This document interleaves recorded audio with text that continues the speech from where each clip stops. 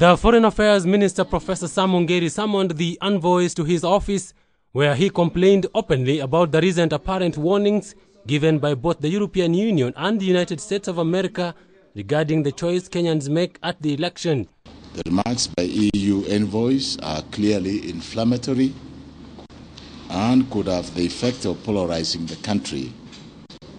Indeed, these elections are heavily contested, and statements warning Kenyans that the poll results, even in favor of certain candidates, will have consequences could amount to taking sides and even allegations of advanced rigging. The last thing we want is to interfere in the internal affairs.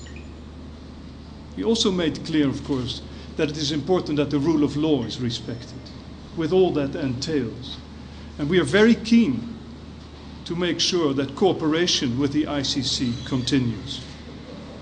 But that's something, as Kofi Annan said, Kenyans, they know well. They can make up their minds themselves. It is this cautionary stance over the International Criminal Court's pending cases against Uhuru Kenyatta and William Ruto that has the Foreign Affairs Minister very angry, even by diplomatic standards.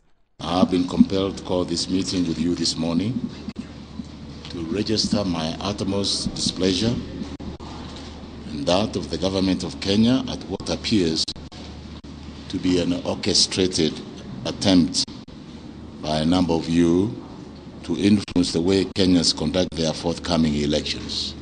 The word sanctions, it's good that you ask, has never been used by us. Never. Why would there be sanctions? What we did say to the minister is that we are very keen to see a prosperous Kenya, that we are keen to see no violence. Violence does not produce a conducive investment climate. The EU observer mission was also hard put to explain the latest position of the West as regards the possible election of Uhuru and Ruto as they met Amani presidential candidate Musalia Mudavadi. As international observers, we sign up to a code of conduct, which means that we shouldn't actually comment on the process before the election has taken place. In case people might feel that there is some kind of interference or that it shows a lack of impartiality on our part. From our perspective as Amani coalition, we would like to see a truly free and fair election.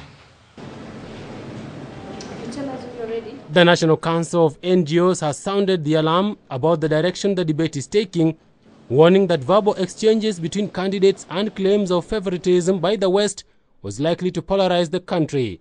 We as a civil society, and the NGO Council in particular, demand the immediate cessation of antagonistic campaigns and in their place, the promotion of peaceful, issue-based platforms as politicians look to succeed His Excellency President Mwai Kibaki.